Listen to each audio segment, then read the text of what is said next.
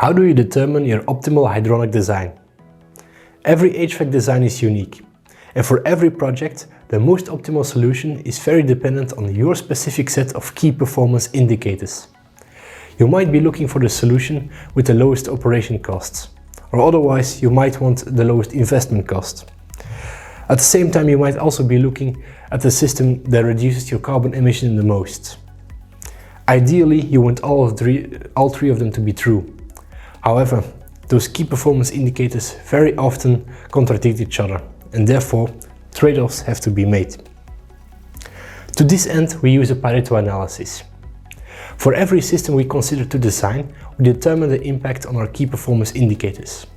In this case, we look for the impact on our carbon emissions and our operational costs.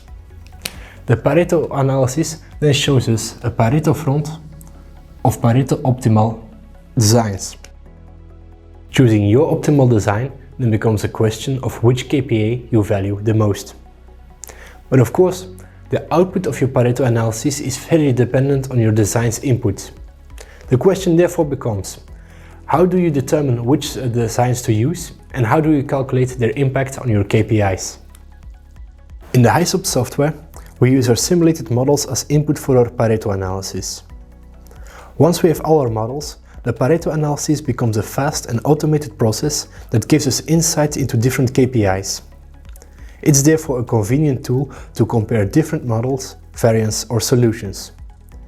Using the Pareto chart, you can quickly visualize the impact of each design on your key performance indicators. In this example, we look for the most optimal hydronic design by changing our existing installation step by step. For every change, the Pareto analysis shows us the impact of our design on our KPIs. The Pareto front subsequently shows us the most optimal hydronic designs that must be further compared to each other based on the trade-offs that you prefer to make.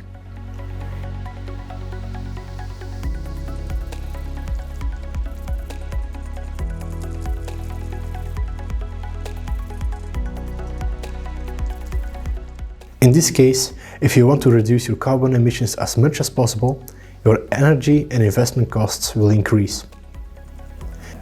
If you therefore want to make a trade-off, a hybrid production design might be your most optimal solution. What do you think? How do you compare your different designs? Have you ever used the Pareto analysis before? Please let us know by leaving a comment below.